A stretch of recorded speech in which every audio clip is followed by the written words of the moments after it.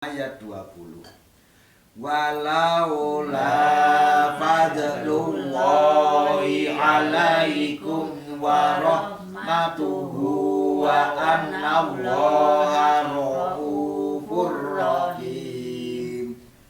Walaula, dan jikalau tidak karena fadlullah, karunia Allah, alaikum, atas kalian, wa rahmatuh, dan rahmatnya, wa annallah, dan sesungguhnya Allah raufun, maha pengasih, rahim, maha kekal kasih sayangnya. Ibu 20. Dan kalau bukan karena karunia Allah dan rahmatnya kepadamu, niscaya kamu akan ditimpa azab yang besar. Sungguh Allah maha penyantun, maha penyayang.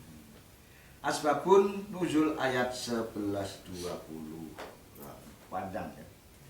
Aisyah radhiyallahu an berkata, beberapa ayat ini diturunkan berkenaan dengan fitnah yang dilancarkan Abdullah bin Ubay beserta para munafik yang lain kepadaku. Aku difitnah setelah menemani Rasulullah Shallallahu Alaihi Wasallam di salah satu peperangan, telah berkhianat dengan Sofwan bin Mu'attal radhiyallahu anhu. Setibaku di Madinah. Peristiwa ini terjadi setelah ayat tentang hijab diturunkan. Ada hijabnya. Rasulullah SAW pun percaya atas fitnah yang menimpaku. Mengetahui Rasul SAW percaya fitnah itu, aku pamit kembali pulang ke rumah orang tuaku, yaitu Abu Bakar. Rasul Shallallahu Alaihi Wasallam mengizinkan. Sebulan berlalu dan belum juga ada wahyu yang turun untuk menyelesaikan masalahku ini. Jadi Aisyah itu kan difitnah berjalan dengan dengan sahabat Nabi waktu itu kan dituntun dulu ke Madinah, sehingga diberitakan oleh orang munafik itu jinah turun untuk menyelesaikannya. Sampai 1 bulan itu didiamkan oleh Rasul. Rasul Shallallahu Alaihi Wasallam pun datang ke rumahku. Beliau mengucapkan syahadat dan berkata, Aisyah, aku telah mendengar kabar tentang dirimu.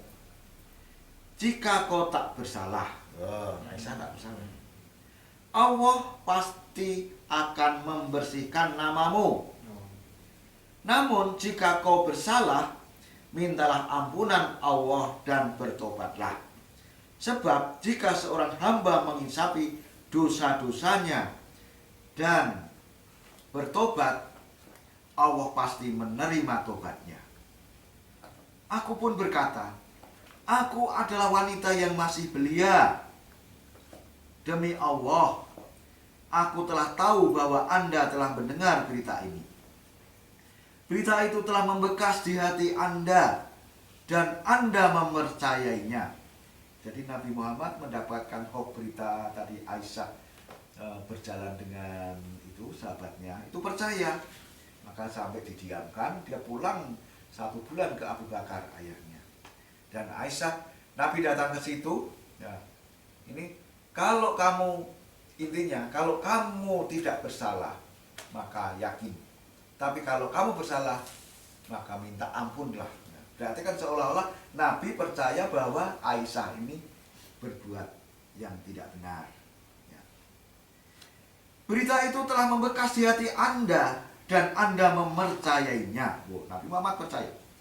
Jika aku berkata kepada Anda bahwa aku bersih, dan Allah lebih mengetahui bahwa aku bersih, Anda pasti takkan mempercayaiku. Aisyah putus asa. Lalu aku kembali ke kamar. Tak lama Allah menurunkan wahyu kepada Rasulullah Shallallahu Alaihi Wasallam. Beliau pun menggumam, bergembiralah Aisyah, Allah telah membersihkanmu. Ayatnya turun. Mengetahui hal itu, ibuku berkata, bangunlah dan temui Rasulullah Shallallahu Alaihi Wasallam. Aku takkan pergi menemuinya, jawabku.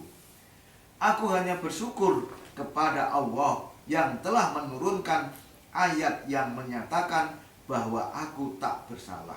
Nah ini Aisyah itu difitnah, Nabi Muhammad percaya, itu Nabi Muhammad menunggu wahyu selama 1 bulan untuk mengatakan benarkah Aisyah ini. Baru setelah 1 bulan sampai si Aisyah pulang ke rumah orang tuanya Abu Bakar. Nah, jadi menunggu 1 bulan turunlah ayat itu.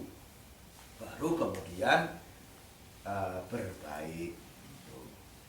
Shadaqallahul azim. Alhamdulillahi rabbil alamin.